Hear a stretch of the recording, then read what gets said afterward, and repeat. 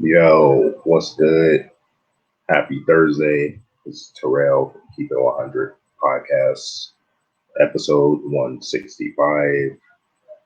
I have a special guest all the way from Florida, actually. She goes by the name of Leah Jude.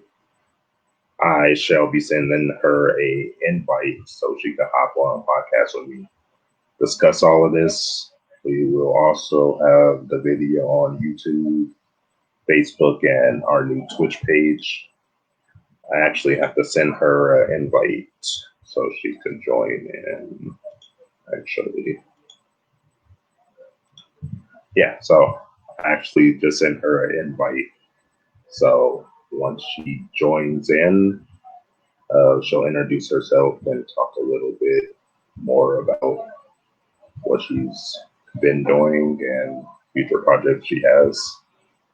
So we are currently waiting for her to join us. Actually, like I said, when she does, we'll begin the discussion. And this is your first time seeing Keep It 100 podcast, follow us on Instagram. That's Keep.it100 podcast. Facebook is Keep It 100 podcast show, which is Keep It 100 podcast as well. Anything else? Any DMs you want to send us? Like, we advertise for artists as well. So go ahead and send us a DM on Facebook or Instagram. I don't think Twitch has DMs, so just usually Facebook and Instagram. So I am currently still waiting for her to join me, actually. Yeah, I don't see her yet. But tomorrow night we have a young artist from Atlanta. I actually see her, so I'll continue this conversation on another stream. How's it going? How you doing? Can you hear me? Yeah, I hear you fine. Okay, cool. I had to switch my mic because it was hooked up to it was confusing. Oh, for sure. Fucking tech. It was too much of it. What kind of mic was that? Was it was it a newer one? No, it's the AKG P220. Okay. And I wasn't sure if I was gonna be able to use it in this, and I didn't want to risk it. That awkward, oh no, nobody can hear you. Yeah, for sure. So I was like, I'll just use the AirPods. For sure, no worries. Do you want to go ahead and introduce yourself? I'm Leah Jude, and I started in the music stuff about a year ago. And the way that I started was I was rapping, I was producing my own beats, but that was mainly the way that I started. But I wasn't really getting too much traction. People really liked my beats, so I started making beats, and now I'm a producer, and it's weird to even hear myself say that, but yeah, and I feel like I've gotten lucky because the people that follow me are awesome. The whole group, really, really supportive, engage a lot, and I'm just really happy. But that's pretty much my story. All right, so I'll see you later.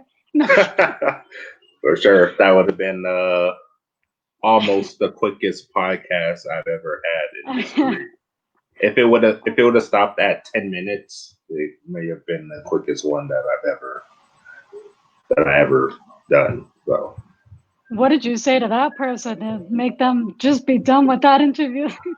No, it wasn't so much what I was saying. Like, I think at the same time, it was their first time doing this, and I was trying my best to bring some answers out, and then I was just like, okay, this isn't, two sides aren't budging here, so oh yeah, there was a lot of dead air.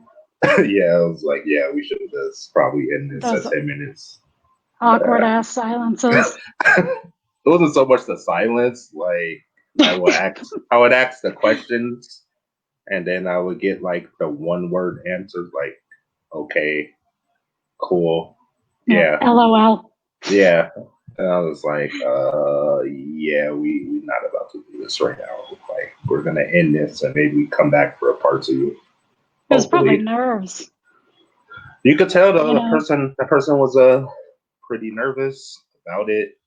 And I had just started like before doing this podcast, like I always say on every podcast, I didn't really like talking to people because I have an IT background. So I usually just fix whatever I fix and then leave without talking to anyone. So Yeah. with this, I actually have to open up and talk to people, and I guess I got pretty good at it. So It's good to, I mean, it's good to be able to do it. It's good to be able to communicate, you know, and you do yeah, get better and more comfortable with it. yeah. So I blame the other co-host for this. Is his fault that I'm on here talking, but it is what it is. Like You got stuck with the bag. I didn't even want to do podcasting. He convinced me. He talked for a cool 30 minutes on convincing me to us to do this, and I was like, I'll try it, but if it doesn't work, I don't want to do it. But apparently it worked because I'm here talking to you for episode 165. So apparently that kind of worked out. But I am gonna start asking you some questions about yourself because this is about you. So let's get into that. All right. For sure. So, are you born and raised in? You're in Florida, correct? I'm in Florida now. Yeah. I was born in Fall River, Massachusetts. And I lived there for years. And then I moved to Columbus, Ohio for about 5 years. And then I moved here. And the weather, man. Oh man. Not having a shovel. And oh fuck. I love it. I love the weather. But there's ups and downs with the other sides of it. Not a lot of people in Florida like don't align with my, I guess, beliefs. I'm super liberal, Uh, and it's a red state, but I mean everybody's really nice. It's that southern kind of hospitality yeah. that I did not see up north. Like Sure. I remember like walking around in Florida and somebody would like wave or like nod. And I would look Uh-huh. behind me like, what the fuck? Who is there somebody? And I didn't realize it was me because in Massachusetts, like everybody just mean mugs each other, you know? But Yeah. it's, I like that about it. Yeah, time moves a little bit slower out here for Okay. sure. For sure. Oh, so I got some comments I want to read right now. Oh God. So we have the other co-host in the comment section. Well, he was. So He was like, she's yeah, boring him out. nah, he's like, so where were you born?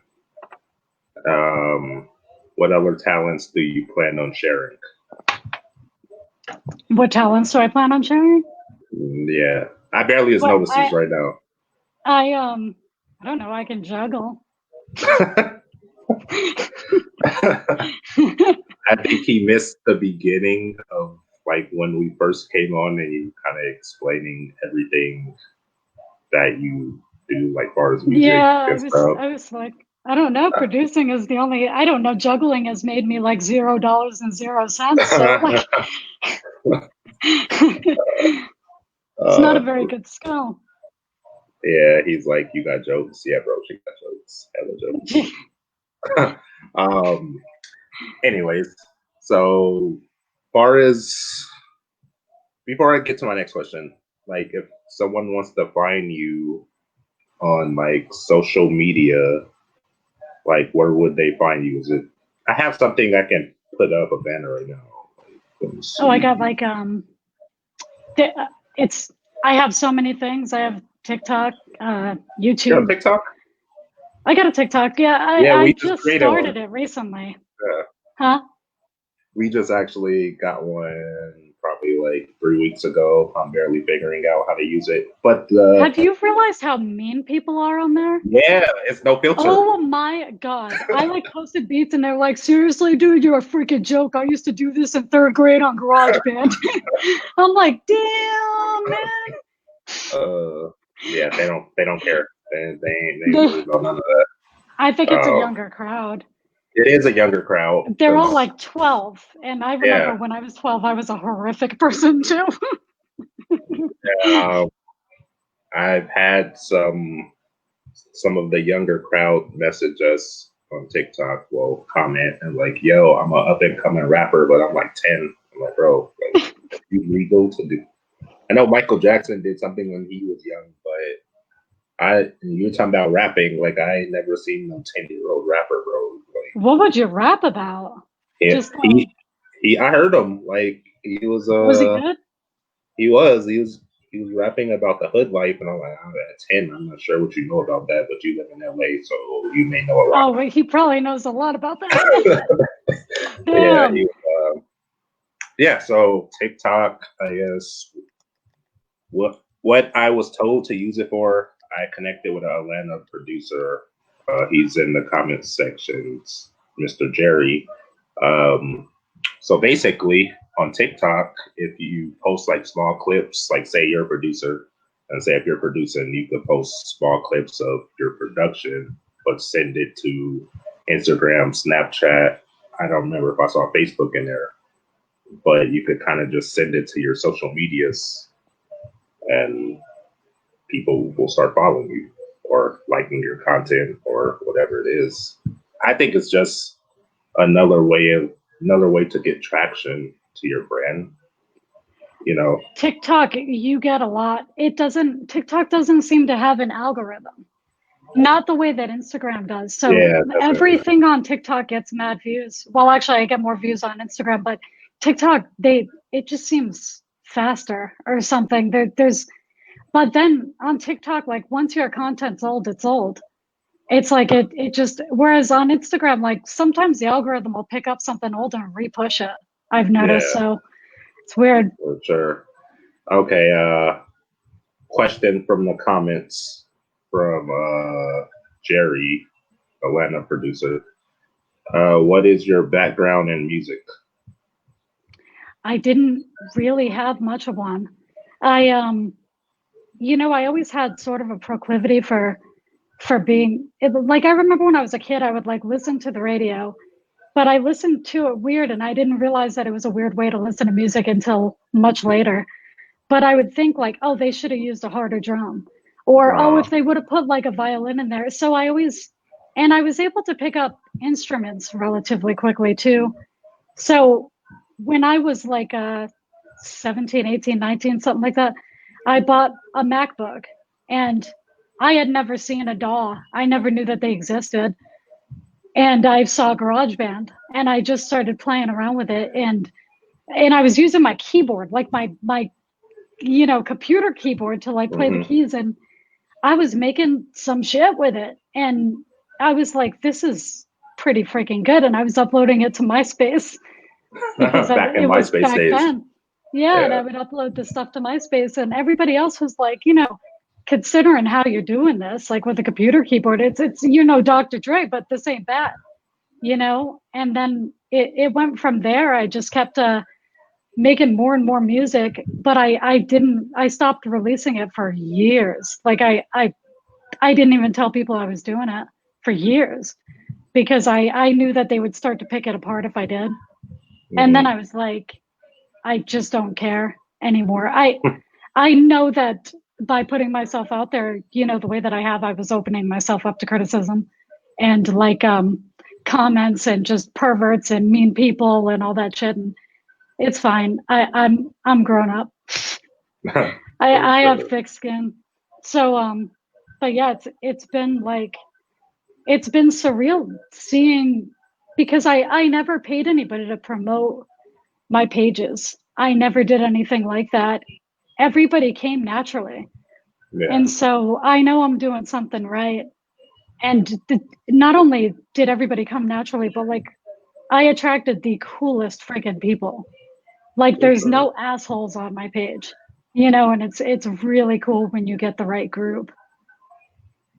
So, all right, yeah, natural's the way to go. Like I don't feel you need to pay anyone to like get people. Like, as long as your content is legit and natural.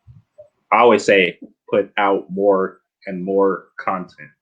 That is words that I live by. Got to keep them looking. that's what you have to do. I hear the quality quantity argument all the time, but the thing is like once people really really like you, I've released some horrible beats that later I thought they sounded great when I was all ear fatigued out at 3 a.m. And then I listened to them in the morning when they're already up everywhere, and I'm like, ooh, like that kind of sucked. But when you have followers that really really enjoy your content, it's like we were talking recently about it. Like if you don't like the beat, that usually they like the visuals.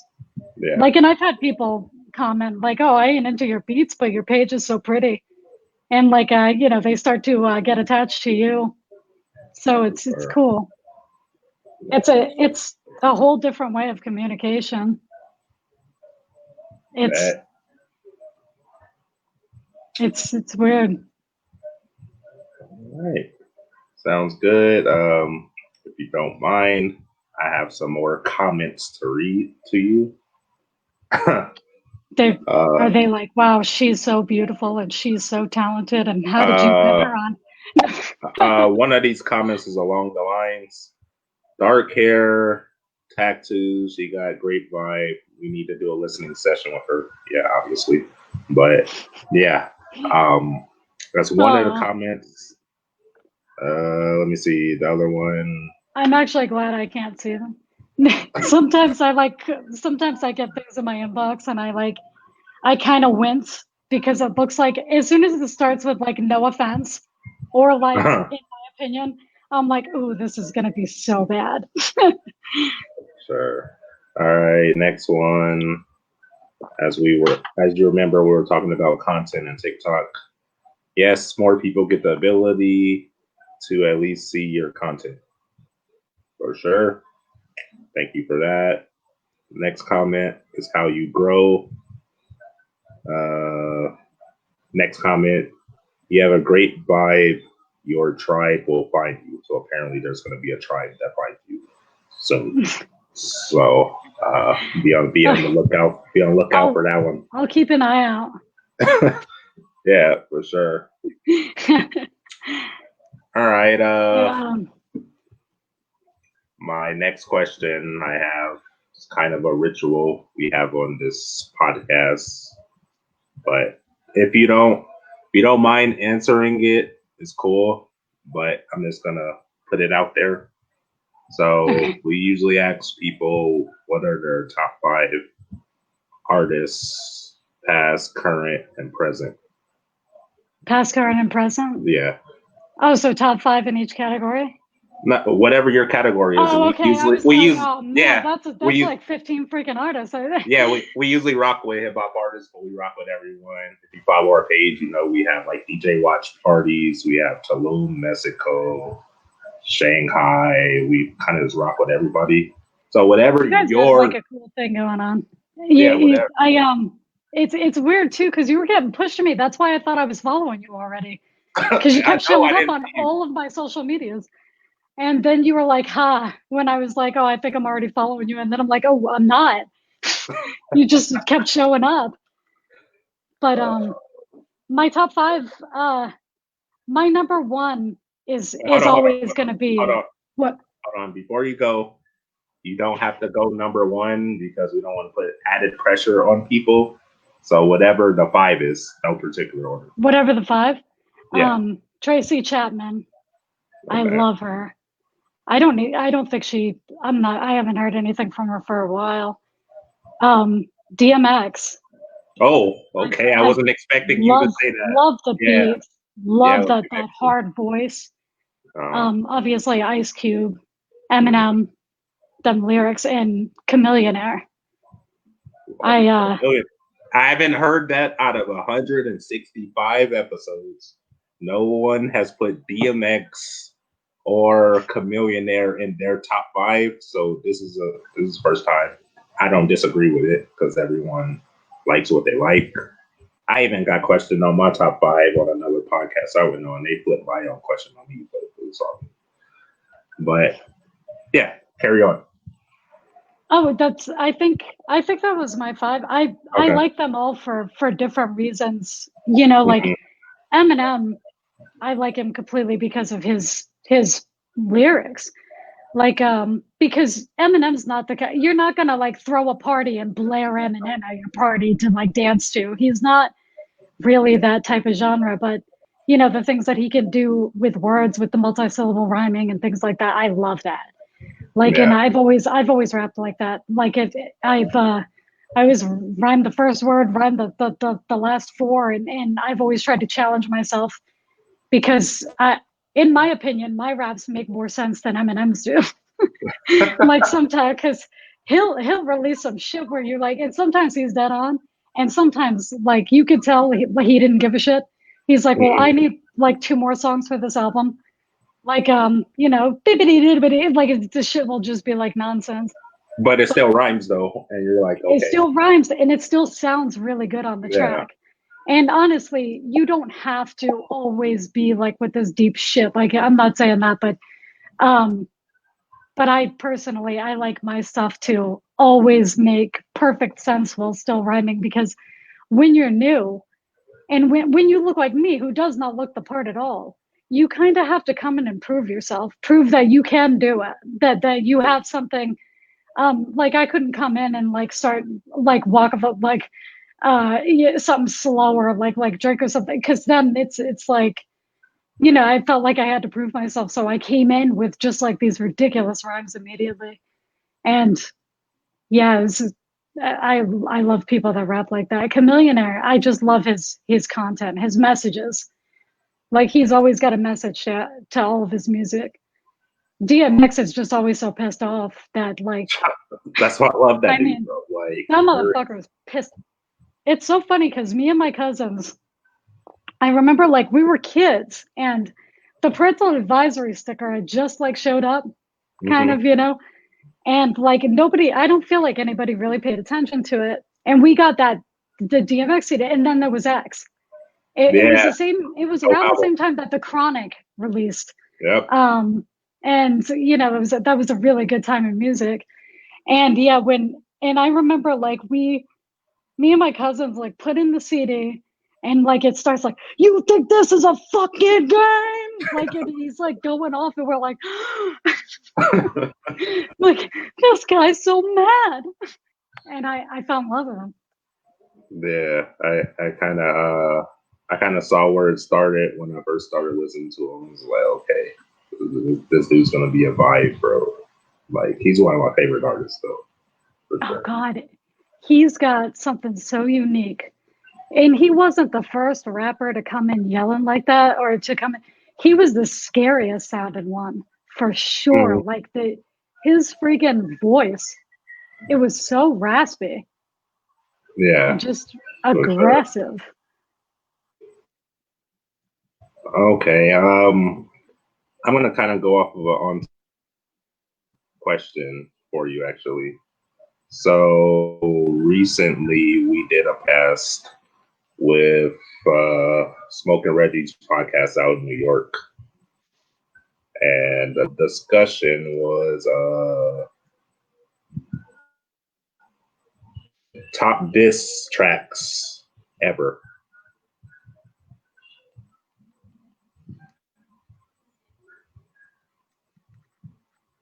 Do you have a personal list? Sorry, I'm freezing up. Okay, it stopped. It stopped. What was the question? Sorry.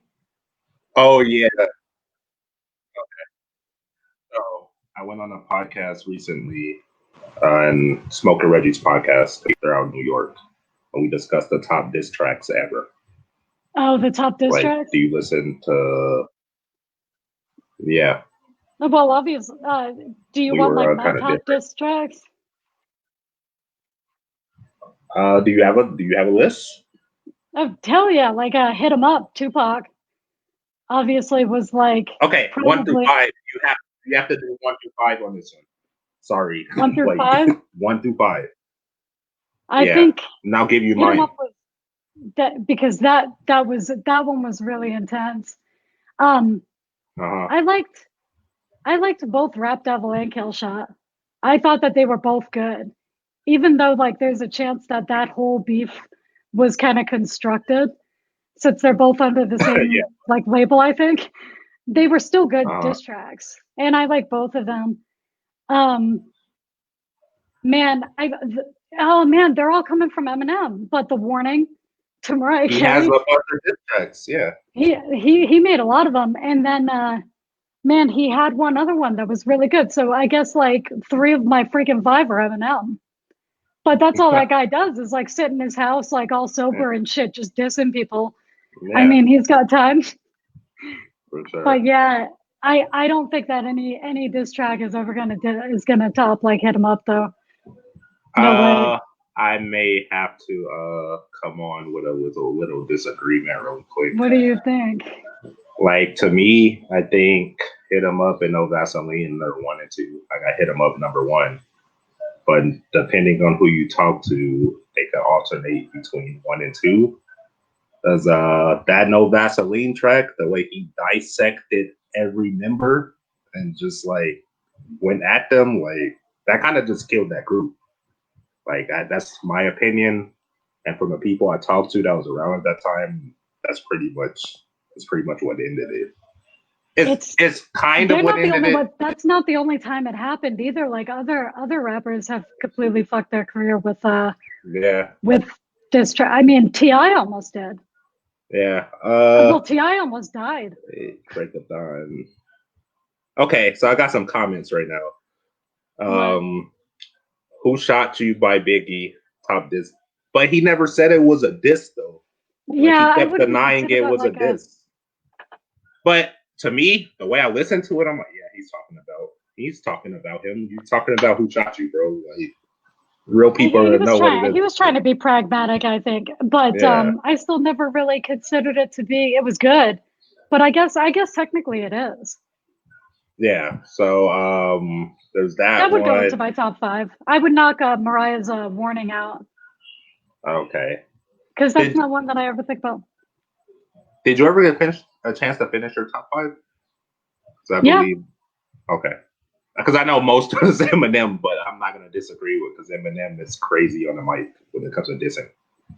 No one wants that problem. Like they all. You're gonna get dissed with the whole dictionary with him. Like he's like Webster himself is dissing you when Eminem like goes off. All right. Okay. Let me give you mine now. Okay. So I got Tupac number 1. Hit 'Em Up. The way he dissected like the Junior Mafia, Biggie, Little Kim, all them, pretty much. P Diddy as well. That's my number 1. You went 1 by 1. Yeah. So number 2, I got No Vaseline. That kind of just destroyed NWA. Pretty much. They're already breaking up anyway because of the money issues, but that kind of put a nail in the coffin right there with that one. 3. It did. I got Ether number 3. That is my number 3 diss track. Ether. Yeah, Nas when he dissed Jay-Z after. Oh, man, I don't think I ever knew the name of that song. That the beat and just the lyrics on it, the way he came with it, like it was pretty dope. Plus, Jay-Z and Nas were both icons. I mean, Jay-Z is still an icon. Yeah, and now it's crazy because Nas is signed to his label and our homies. I'm like, I don't know if I could be your homie after you diss me like that. Like, I got my question, bro. Like, it's forgiving because that was a rough track. Yeah, like even like if you listen to the lyrics from Jay-Z's Takeover off Blueprint to Nas's this Ether, like the lyrics are just like brutal. But that's my number 3. You know, for that's a good number 3. I forgot all about that song. I never knew the freaking name of it. But everybody knows about the Jay-Z and Nas beef because that was huge when it happened. 4, let me see, 4. 4, I got the only 18-minute diss track that killed the whole group, basically. Like, you can't say this group's name without mentioning this dude's name. I got Game with 300 bars at number 4. Like, that is the number. Bro, like, I listened to it, and I'm just like, how do you rap for 18 minutes? You must have really been mad, bro. Like, Have you seen the remixes on YouTube? I have. Some of them are so funny, and some of them are good, but some of them are so funny. Like they'll take his words, and like there was just one particular one where I was like, because you have so much to work with Yeah, 18 minutes. With 18 minutes. Uh-huh. That's a good one. Okay, let me see my last one. Number 5, I got Easy E, Real Compton G's. That diss on Dr. Dre, Snoop Dogg, and Death Row. Like, that was actually a pretty dope song. I rocked with it. So that's my list. It alternates depending who we're talking about, but that's what I have right now. I but remember those. Oh, go ahead. Oh, you go ahead. It's fine. Oh no, it's I remember like when the Easy thing, I was, everybody was kind of picking sides back then. Like you'd pick your artist that you absolutely loved. So I feel like I never gave that track any credit because like I was so upset that he was dissing like some of my favorite, but it was funny though because like I had favorite artists on both sides. And it was it's funny because like it's weird. This is like nostalgia because it's like taking me back to oh man, those were such good days. And it's not like rap sucks now or anything like that because it's still good. It's the nostalgia that I feel like we feel for something. It's easy to say, oh, music was better back then. It really wasn't. It's always been good. It's just we were young, and it's all that's wrapped up in it. Yeah, like I could have went either direction with my list because I have like so many diss tracks that I personally rock with. But depending how I'm feeling, I'm like, okay, I'll just go with this list. But my top 3 doesn't never change. It's always Hit 'em Up, No Vaseline, and Ether. Like that's never gonna change, no matter who I talk to. So your number 1 still is Hit 'em Up, though, right? Yeah. No, so all right. I feel like that's a lot of people's. It is like everyone I talk to is nothing can top that. No Vaseline comes close, like at a close 2, but Hit 'em Up's going to be number 1. Yeah, it was just there was no holds barred with Hit 'em Up. It's not even that. Anybody out of the equation, like.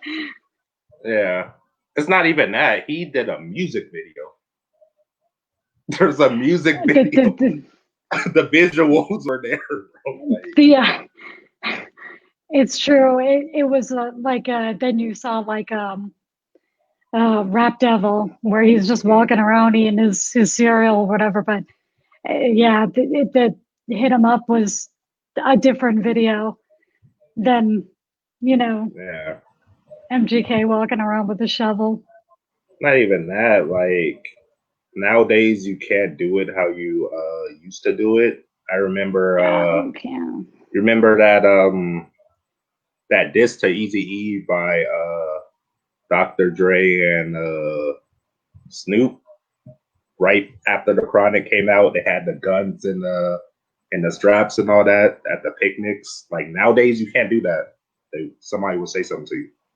What album came out after the Chronic? I'm having a brain. Snoop came out after. Snoop came out after the Chronic. Doggy Style came out after that. Doggy Style. That's right. Okay. Because I remembered that those two. God, that was everything that came out at that time. Because Doggy Style was an amazing freaking CD. Debuted at number 1. So was the Chronic. Yeah.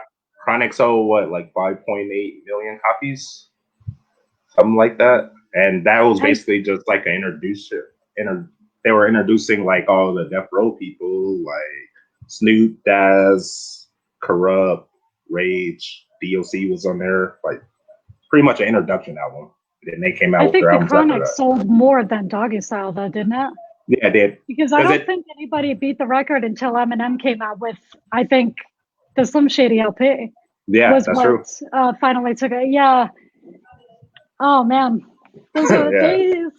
Those were the days I used to look forward to, like going to get CDs. Nowadays, you can just get it online, but that was back when you could get CDs from Sam Goody and all these other places. Actually, I remember buying tapes.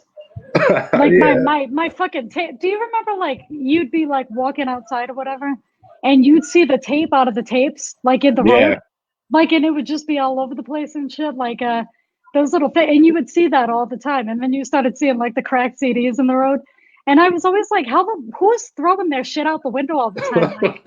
You know, like, how is this? It's like the one shoe on the highway. Like, who the fuck lost a shoe on the highway? Like, did you take your shoe off and like just throw it? Like, Hey, what happened?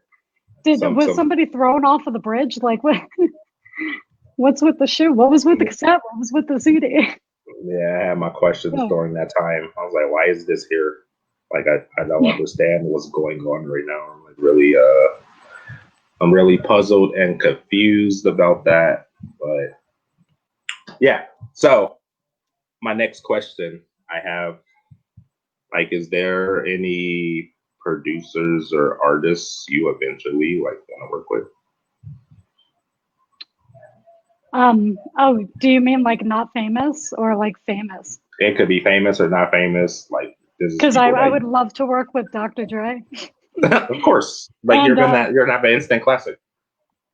T.I. too. I love T.I. I didn't put him in my top 5, and I probably should have. I love so many people but T.I. and I love his beats are haunting. He has a haunting ass quality to his beats, and obviously his flow is like amazing. And I feel like the beats that I make, like a lot of them, my inspiration a lot of the time comes from T.I. So like and I made like a T.I. type beat, Fair Game. And everybody on SoundCloud was like, T.I. could jump on this and we would never know. You know, like we would never know that like somebody different, because they were like, because sometimes my type beats, like somebody's like, who you just, where is like Lil Jon in this beat? Like, and stuff. But like sometimes like I hear it, but yeah, like then I'll think back like, oh, that, but my T.I. ones, they fit. I would love to work with him. That guy can flow. Yeah, apparently he's about to have a beef with Drake. So him and Drake are about to start beefing. So. Drake is literally the biggest. I wouldn't beef with Drake right now. Maybe beef with Drake later. Yeah, Drake is the biggest artist right now. Yeah, like you should have beefed with Drake when he was still like Degrassi. Or what was it? Yeah, like, on Nickelodeon. Yeah, like now's not the time. You know, Drake is about to like possibly he could flip the music game on its head. He's about to, depending on if he stays with that label or not, because he doesn't need a label. Yeah, they're like, if Drake goes independent, the music industry is over for labels. It is going to change everything, and that's how much power that man has. So T.I. might be in over his head a little bit. I love him, but man, Drake is like a powerhouse. Hey, Drake just unfollowed him on social media, so you know it's about to go down. T.I. called his future album trash, I think. Something like that. I was watching it, and he was like, "Yeah, that's trash." I'm like, "But it's not out yet." Yeah, how do you know? Drake has never released. I mean, some things have been better than others, but I would never call anything Drake has ever released trash. All those albums have sold millions. Every album. Yeah, he's consistently been selling ever since that guy like showed his face. Yeah, it's because he knows, and he stays like one step ahead of the curve. That guy knows social media. He's always like he knows marketing. He's always like, I feel like 5 steps ahead of everybody. He made $1 million off a mixtape. 7 freaking songs. Dude, I bought that. Do you know how upset I was? Like I didn't check the back to see it, and I couldn't look it up online. Like, I don't know. I didn't even have a computer. And this was relatively recent too. It was like 2008 when he released that. And like, yeah, I just had like a BlackBerry, so I could have I probably remember looked at those. it. I was so excited to get that freaking CD, and then I was like, oh, there's barely anything on it. It was fire though. It The stuff that was, was there. yeah, like this dude sold $1 million on a mixtape, but now not an album, a mixtape. Like, and that's before like the streaming was what it is now, as far as music wise. Like that's when it was first getting started. Barely, like maybe seven. Pandora was out, right? I Yeah, think Pandora was like the head the thing. It was a thing. of yeah, that was like the head of the game. No Apple Music yet. No, but Spotify was out, but I don't think it was as big as Pandora. Yeah, Pandora was like number It one was at that brand point. new. Yeah. Yeah, and he did that like with no like major streams. This was back when you had to go to the web browser and click download. They have all these mobile apps to be able to do all that for you. So to make $1 million at that time off a mixtape, that's pretty dope. That was I don't know. Like he's impressive. I mean, even if you don't like his music, you have to just at least respect him from a business point of view. dude has a plane Because with his name on it. yeah, I mean and I don't think he's gonna go anywhere. He's not. Sometimes rappers come and then they kind of disappear, and then you have people like Dr. Dre and Eminem and Jay-Z. They're never gonna go anywhere. And I think he's not going anywhere. He He's sings gonna and be he's an rap. old ass man, and we're still gonna Yeah, listen to him. he could make any type of music. Like he made, he was speaking Spanish on a song with Bad Bunny. I don't know if you remember that song, Drake and Bad Bunny. No, that was really, really good, and I loved the freaking beat because Mm-hmm. Drake's drum lines. I love his drum lines anyway because I love the hats that because it occurs a lot in a lot of his beats, and that song with Bad Bunny had like it that complemented it. I was like, I already love the drum lines that he used, but on like that Spanish type, that oh man, it was good. Yeah, yeah, I rock with Bad Bunny. Bad Bunny's dope.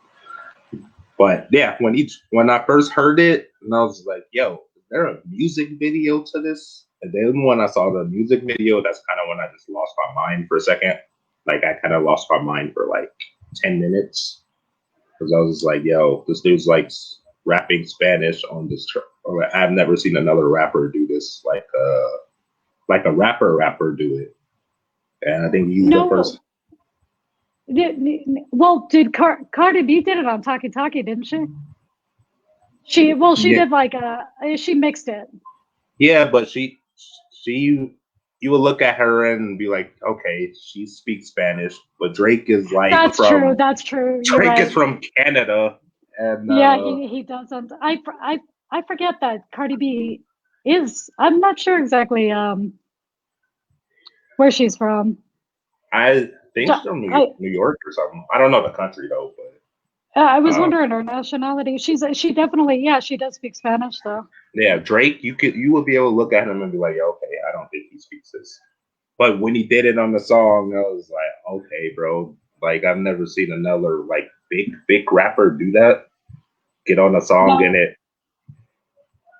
because now I'm trying to think of one, and There is that one. because I'm like, I'll prove you wrong. Because there's like no one, Yeah, not that you're I can not. think of.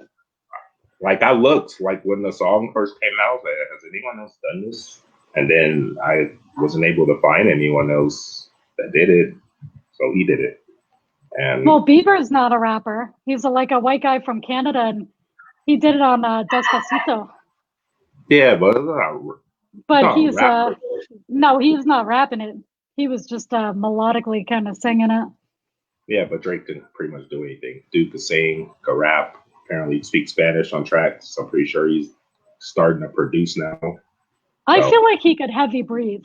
Like there could just be like a release with him heavy breathing for 3 straight mhm. minutes, and we'd all listen Of course because we like will. Drake did it. It's Drake, Anything that he comes up with, everybody's gonna doesn't freaking matter. bro. Any song he releases, I'm listening to it. I don't care how it sounds. Like I am gonna I'm gonna rock with it because it's Drake. I've been listening to him since he first came out, and he hasn't disappointed me. So yeah, It's just the guy's just a genius. It's the business stuff that just like yeah, surprises me about him. Because I listen to a bunch of business podcasts and shit, and you'll be listening to something from like it'll be some Wall Street people, and hmm they'll be like, you wouldn't even think that they would know who Drake. Well, everybody knows who Drake is, but they'll bring him up. They'll be yeah, like, well, if you look at what Drake did in 2017, and it's weird to hear like some 65-year-old dude talking about what Drake did like a few years ago, but that's how respected he is in just the business world. yeah. Got to know both sides, especially if you're an artist on the business Yeah, side and like the music side. But it's so I'm actually important. yeah, for sure. Okay, let me ask you this question about yourself. What's your overall goal as like a producer? I don't want to call you an artist, but are you an artist? Would you consider yourself an artist? I'm still in the process. Like, I had to push I'm still releasing this album called New Mind Uh huh. because I had released another album called This Is the Encore that I had rapped on, but I was like so new to actually like mixing vocals and things like that, and Yeah. it didn't sound that great. I'm still proud of it because like I made it, but whatever, people listen to it and it was pretty mixed. They like the content, they like the flow, but they were like, your voice don't fit it. You're like they just didn't like it. So when I started New Mind, like I made it more catered around something that I would actually be on Uh huh. because I like rock too, so I kind of like mixed like some rock elements into the beats. So but I would say I'm much more of a producer, but I'm Okay. still gonna do like the little releases and stuff like that because for me that's fun and it's more of a hobby at this point. But I really like producing. All right, for sure. Okay. Now that I know for sure, I don't want to be incorrect at first. So my question, like, what's your Oh, what is my plans with it? overall goal you're trying to get to, like with producing? Like, what are you trying to like accomplish? I want to be able to. I want my name to be known. You know what I Hmm. mean? Like I want to show up on big artists. And it's not like I'm not grateful for what I have now. I'm happy to show up on anybody. Like if anybody's like, oh, I'll take that. That's really good. I'm always pleased with that. But yeah, my ultimate goal is to obviously get big. I mean, that's what we all want. Yeah. Well, I shouldn't say, but because some people are like they're happy where they're at. But I've loved rap my entire life. Like it's been my favorite genre, and it's like, and I've loved everything about it. I've loved all of it. The whole package of everything, and to be a part of it, especially if I could be a part of it on a big level, would be like I can't think of anything that would make me happier on my deathbed than to say like I actually like Ti actually used a beat eventually. You know what I mean? Like that would be crazy. I For don't think sure. Drake would by then like Drake is going to be having his beats made by like robots. Like he's gonna like own this factory of Uh, like the iRobot looking guys that like just make the yeah. best beats like every single time. He's like, I don't want no human error. So I just have all these robots. But Yeah. yeah. Okay. For sure. What about future projects that you're currently working on or that you have coming up? Do you have any? Well, New Mind, obviously, like with that I should be done with that in like January. But like the followers, I have kind of a mix of followers that came for the rap, and Hmm. most of the followers that came later for the producing, and then like heard the rap and were like, oh yeah, that's kind of cool. But so yeah, with that, nobody's gonna be like super super excited about the New Mind thing, except for like the people that followed me in the first place over that, which was that I don't know. It was like 300 people that had started, and luckily they didn't unfollow me when I started releasing the beats. I thought that there was going to be like a huge transfer. Yeah. And that would have made me sad because then like nobody would have listened to the rap. But that didn't happen. Like everybody stuck around. Yeah, you know, people like to unfollow for random reasons, but oh yeah, and the more followers you have, you look at your account and you're like, how the hell did I lose 52 people? I didn't even post. What did I do? right. It's like I didn't do nothing today. Like why are That's like freaking Friday. That's like getting fired on your day off. Like very much. I'm like, Yeah. damn. But that's just natural. Sometimes, as much as if I see bots on my page, because you end up with them, like they follow accounts. Yeah. I feel like automatically. So usually I'll get rid of them. But sometimes if Instagram does like a mass clean, sometimes that's what causes like a big drop. Like because especially when you start like a new page or you change the content or real human followers are coming in, like bots will I've noticed like no profile pictures and things like that, like showing up and like this person followed you and the name is like boy64 with like no profile picture. And I'm like, delete. Because you don't want bots because it screws up your engagement percentages. Yeah. Because that's another fault, you know. Did I answer your question? I don't even know because I go off on tangents. I'm the opposite problem of the other guy. Yeah, this is good. I like this. So no issue on your end.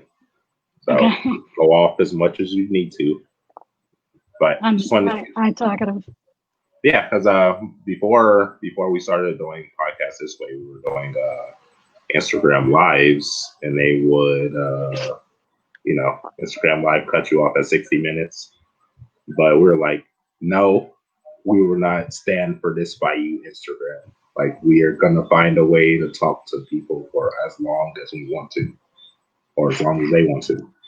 So that's why we got on Facebook, YouTube. We are on Spotify, Apple Music, Google Podcasts, a bunch of other ones I'm not naming right now because we're on so much stuff I can't think of them right now. But that's how the thing is like that's what I did. I got on everything except Twitch. I think Twitch is literally the only thing that I'm not on. And it's funny too, because you're like the third person this week that's like, oh, you should get a Twitch so that you can go live or whatever. And I was like, and nobody will show up. Like hey, it happens in the beginning. That I'll show up, but like you'll get viewers slowly because your video will surface depending how you're using your like hashtags and all that weird stuff. I cared a little bit more about that kind of stuff when I first started. Then I think when you start anything new, like you're gonna be kind of bad at it. Yeah. Like when I first started producing stuff, I was kind of bad at it. And it's kind of like you have to deal with a level of cringe and embarrassment to get anywhere.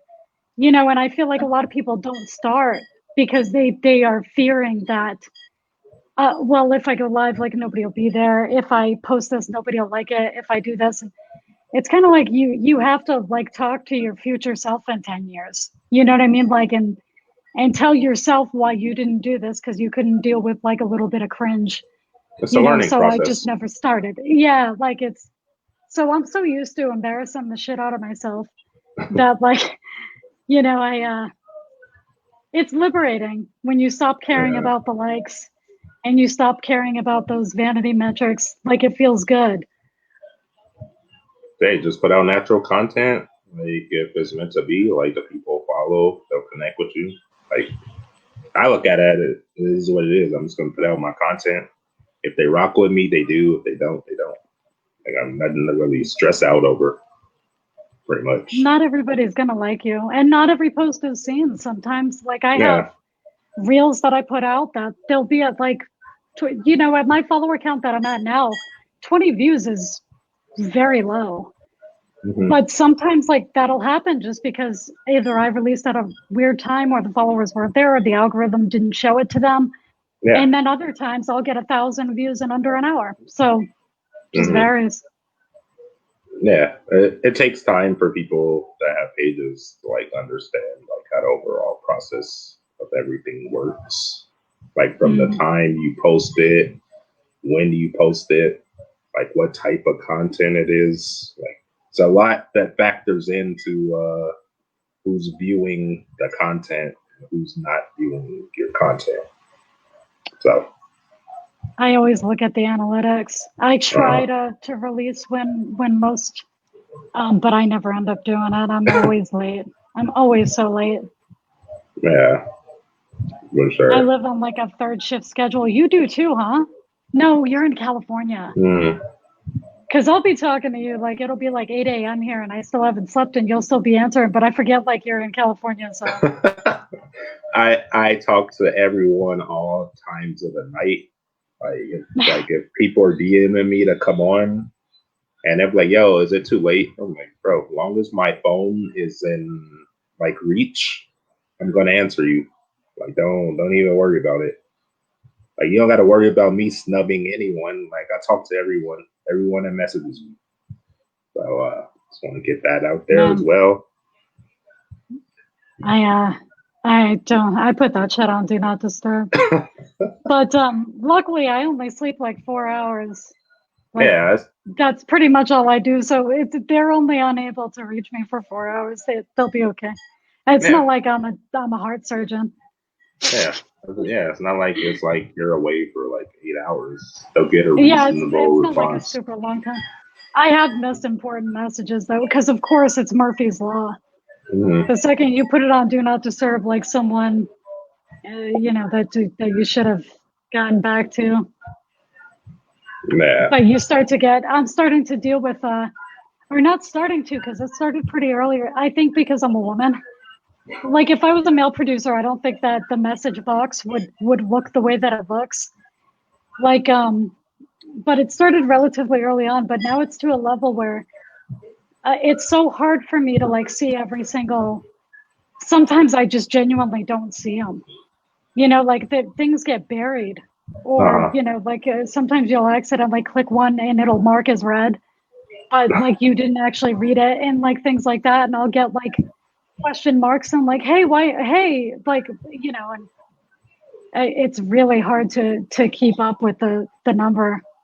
Yeah. From my understanding, men versus women, like inbox, I believe women they have more like it doesn't even the messages don't even have to be related to your business or what you do. They'll be like personal messages of people trying to talk to you. Like I just don't think guys have to deal with that.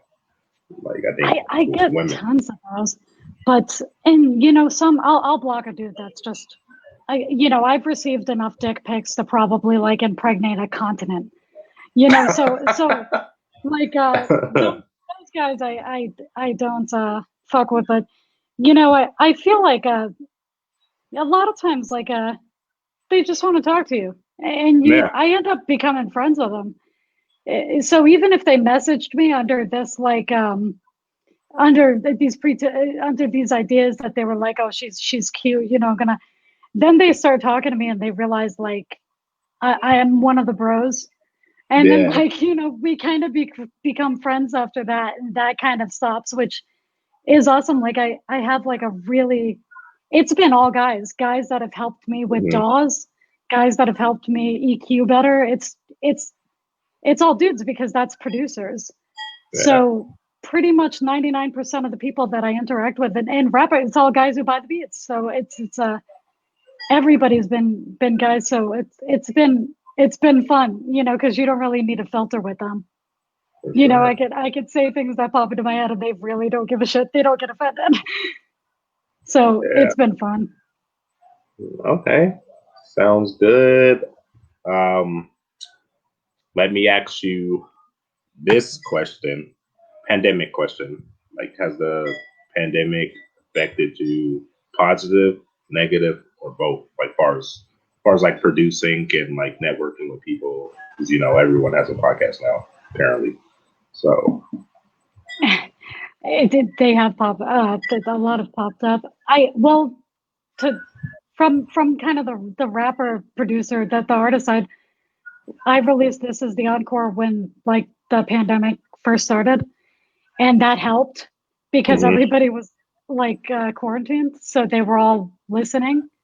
And but now I feel like it's hurting, you know, because not a lot of people have like a ton of money. Yeah. I'll always work with people, especially now. Like I'm already basically giving the licenses away at the prices, but there there's some dudes sometimes that are like, dude, I really don't have that, but I'll give you this, or I'll trade you Hmm. for this, and I'll always work with people, especially during like a pandemic when people really are, and that's hurting, you know, Yeah. because but that's hurting all of us. So it's helped and hurt. It just depends For on your sure. perspective, I guess, because I feel like there's going to be an explosion of music when all this shit is over. Because everybody's been, they're going to be, they've been holding it in for a while. Like Yeah. as far as shows and shit, I feel like everybody's going to start like flocking to, well, when everybody recoups their losses. Yeah. That's why we've been seeing all these virtual concerts, stuff like that, or pre-recorded, and then they will release the concert at a later date. Yeah, it's just not the same, that virtual stuff. But the bright thing about it is I know so many people that have came out with like podcasts and like other business ideas. So once this does live, this gives them another avenue, I guess, to like network and meet new people. Well, of course they were networking during the pandemic, but like say for example, once the music scene opens back up, so all these people that have like started podcasts and connected with all these artists, once the live concerts and shows start, I guess they'll be going to concerts and connecting with more people. So it's kind of been positive in that way. Like a lot of people came out with businesses actually. I think just the remote work, that's a positive thing. Yeah, It's proven that people are more productive if you let them stay home, if they're it's a not dealing fact. with a commute. It's Yeah, yeah, like it's a fact. The only reason that they want you in there is so that somebody with a small dick can assert his power over like pretty much. and that's it. Because honestly, like you get more work done at home, your quality of life is better. And I think that companies seeing that you know, these people are they're saving money too because they're not having people flushing their toilets using their lunchrooms. Yeah, And I think that that's a real huge positive because I'm a huge, yeah, I champion people living their best life and not mm, wasting your time punching a clock being miserable. So I do feel like the pandemic, if it didn't give you a chance to work remotely, hopefully it gave you a side hustle that can possibly become a full time by the time that this is over, you know. Just you gotta live your best life and be happy, you know. Don't waste your time freaking just yeah. doing something you hate. Yeah, I kind of was doing remote work before the pandemic. I kind of saw the remote work thing coming. So I'm like, oh, like, bro, like you guys are more productive when you don't have someone over your shoulder telling you to do this and do that. Don't do that. Like when you're remote, like you're in your own little world, but you're still getting your work done at a faster rate. I think because you don't have someone looking over your shoulder. So that's just my opinion I on feel that. like there's plus you're gonna be more, I feel like positive about what you're doing too because you're not as tired because you can get Yeah, extra sleep. You get to still spend time with you know, you may not be able to like, you know, hang out with your family, but they're around. You yeah. know what I mean? Well, it's not like you're just in a totally different place. It's just you get extra time, and when you add that time together over like the course of years, you're getting like so much time back in your life just by taking out that commute. Yeah, so That's it. that's Oh, I but wasn't. I wasn't. I didn't even have a thought. I'm not sure what I was going on with that. I think I was just. uh, so that was my thought. That's my thought on like the whole pandemic situation. Like it's worked out good for us. Like you know, a podcast. We didn't know what we was gonna do when this pandemic started. Um, I knew what I was gonna do. Like I do IT, like I said, but like I never envisioned I'll be doing this, like talking to like a bunch of people. 165 to be exact. That's how many interviews we have since April, I think. So yeah, you're 165. 166 will be tomorrow. You're becoming a more well-rounded guy. Yeah, like everyone keeps telling me that. There's like, yo, you're good at that. I was like, bro, like if you knew where I came from to like get to this point, to me, like not talking to people, like now I just like talking to people. So I don't know. It's weird. It's weird how it all came together. But you're an introvert that became an ambivert. Pretty much. But I will be putting this on Twitch somehow and YouTube, and I might have to, I guess, to get it on Instagram, it has to be like 60 minutes, something like that.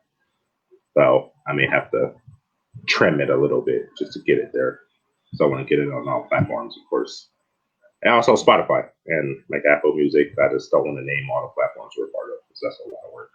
But dude, it's people ask me, they're like, where's your other music? And I go through DistroKid. And DistroKid sends it to everywhere. My music is in somebody in like Biafra's bathroom. Like they send it everywhere. Like it's like, well, I don't know. Like I know Spotify and Apple Music, these are title, and then I'm like, I don't know where else. It's a lot of places. They send it everywhere. For sure. Yeah, so I know about DistroKid now, just like from the artists that I have talked to since we started this podcast. They all tell me that's what they go through. Because I asked them, I'm like, bro, like, so, like, is this like gonna be on like Apple Music, Spotify, YouTube? And she's just like, DistroKid. It sends it to everything. Fuck is DistroKid? And I actually looked it up. I was like, oh, okay. It literally sends it everywhere. I love it. Yeah. I mean, I can't compare it to any other distribution service, but everybody on YouTube, when I was looking into how to distribute, talked really highly of them. And man, they weren't wrong. They like literally before you even release the song, it's already up. Like it's like getting a package from Amazon. Like it's like you think about a microwave, you mention it to your neighbor, and then all of a sudden the microwave's like, and that's DistroKid with the distribution. It's so quick, and they don't take any of your money, other than the normal fee that you pay. Yeah, but from what I hear, it's one of the best. I don't know of another one. Everyone tells me that one. I don't even know of another one. Honestly, every single other one might be better. I would never know. But I do love DistroKid. Yeah, it's pretty fire. If I was an artist, I would go with that one just based off everything that you guys tell me about it. And when they say they're gonna drop the song, they drop the song.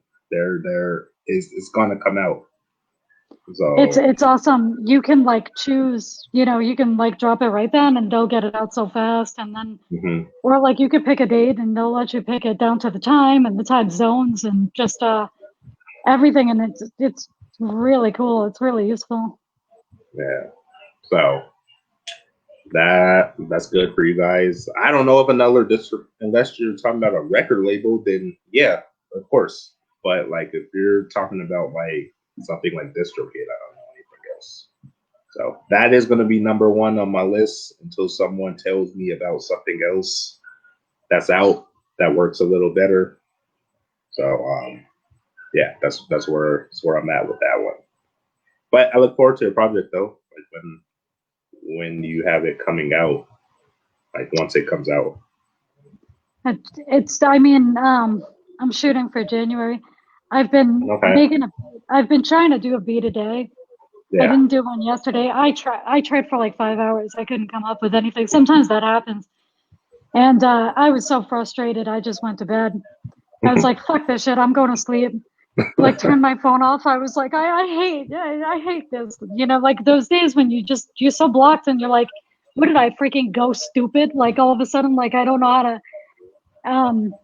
But yeah, with releasing a beat a day, it's slowed a lot of things down. But man, I love it, and I think people enjoy it. It gives them a schedule, something to, it's a few seconds, and I appreciate people giving me those seconds. Mm-hmm. It's like the job thing. It's like time is Okay, what happened here? valuable.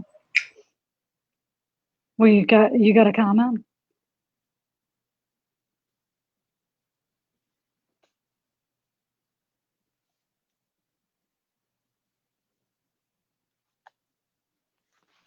I'm frozen.